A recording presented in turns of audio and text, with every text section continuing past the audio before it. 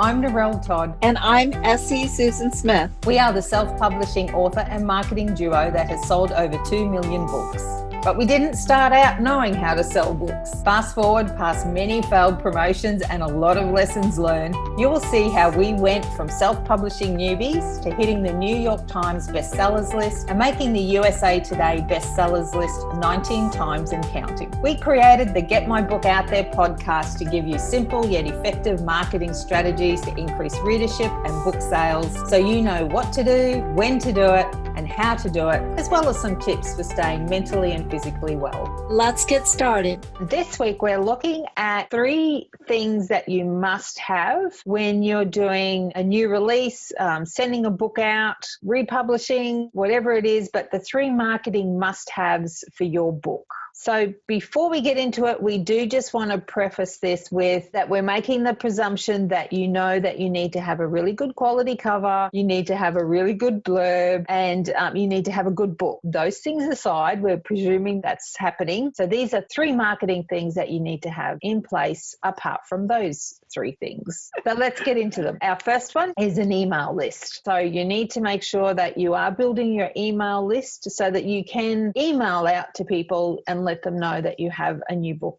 coming out. One of the things that you'll notice is when you do get on, for example, you get onto email lists because you want to know about products that are going on, or you're constantly getting emails. And I know a lot of people are like, oh, I hate getting all those emails. Well, there's certain ones that you don't hate. And those are the ones that you've either subscribed to or that you've gotten and you do want to keep. That's the same way with readers. When readers sign up for your email list, it's because they want to know what more books you have coming out, what you're doing. And it's a great way to connect with them and keep connected. And so, don't worry or fret. It's not like you're trying to do a hard sale or anything else to them. They're signing up because they're interested in your stories and they want to know more. Absolutely. Readers want to know from authors. They want to hear from them. So don't see it as you're intrusive or you're spammy. Readers want to know your news. In order for them to know that, you need to have an email list and you need to be active with it. So sending out at least once a month, and then of course whenever you have a new release. Something else is a lot of people are like, well, what do I put in an email? I don't even know what to put in a newsletter. One of the things I like doing is sharing funny stories that are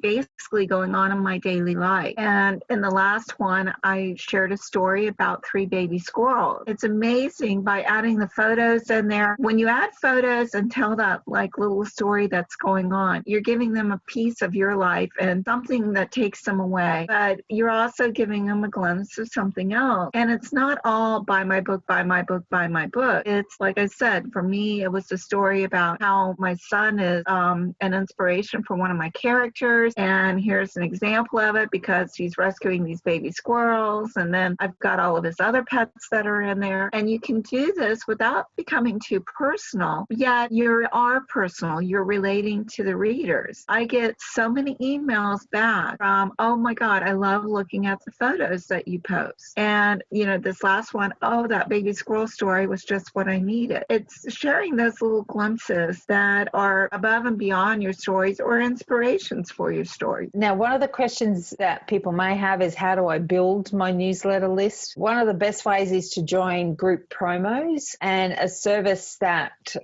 we've found really good has been Ryan Z's promos. So, he runs specific promos and they're specifically to build your email list. So go with quality services like that. You're teaming up with other authors who are also looking to build their list. So, that's one way that you can actually do that, so that, you may have a subscription button on your website, but, if there's crickets happening there, you can get people to join your list in another way by joining a promo like that. You have to pay for it, of course, but, you do get really good quality leads. One of the things I like is a lot of times they help weed out anyone who may not want to subscribe to you. So you don't end up having all of these false people signed up that end up unsubscribing. You don't want that. You want people that actually want to be there. I just went in with a group of authors and we did a 1-week promotion, and part of it was signing up for, they get this book, 13 books. They get 13 books. They sign up for the newsletters for them. And,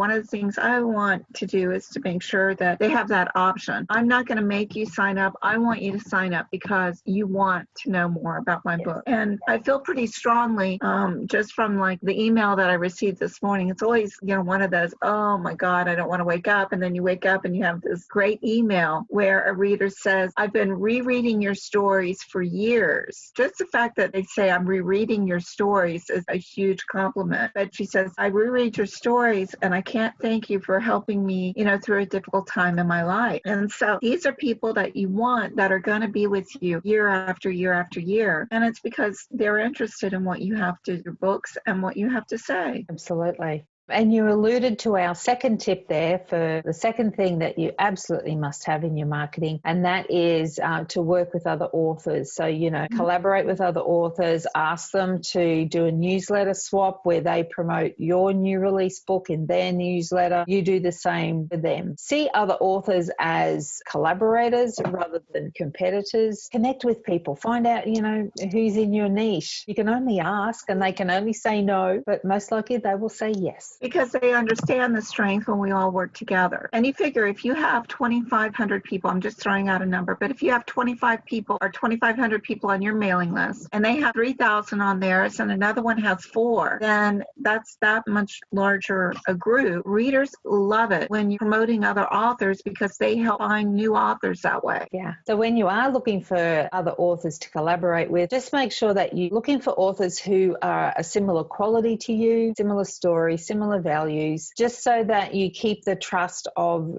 your list, because that's important. Don't just go for anybody, just make sure on that one. The third one is connect with reviewers in your niche. So very important to make contact with them, give them a free copy of your book to review, search online to see who's working in your niche, who's blogging in your niche, talking about books, and connect with them. Say hello, get to know them on Facebook or wherever they may hang out on social media, and ask them if they would review your book. And I know that this is really important because the more people read that, oh, I really love this book or this book, and you want an honest review. You don't want someone that you're going to go pay somebody just to say this about you. You want an honest review because that gives the readers more confidence. And if you're really good, the reviewers really help promote you. Reach out, doing networking, all areas is so important for growing your business. Absolutely.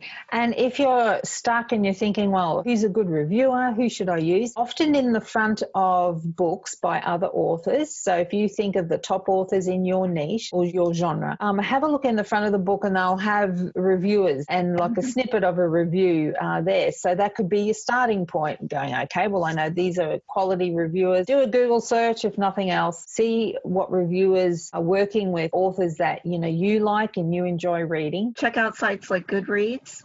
Yes. Yeah. And ask around. If you're part of the networking group on Facebook, ask some of the reading groups. Is there anyone here who is reading for reviews? Absolutely. When you're launching your new book, these are the 3 things that we think are the foundations to your marketing. There's many other things that you can do, of course, to help bump up sales for your book. But if nothing else, do these 3 things and use the other things as kind of like complements to these 3 activities that we've just gone through today. Don't be afraid to reach out. The least they can do is say no. But more often than not, they'll say yes. Absolutely. So go have fun, start researching, get all those names in place so that when you do release, you've got all those details ready and can share your book with as many people as you can so that you can increase those sales, get more readers, and obviously get ready to send out your next release. So thank you, everybody, for joining us today. We hope these tips help. And don't forget, if you have any questions, put a comment down below and we'll take a look. Absolutely.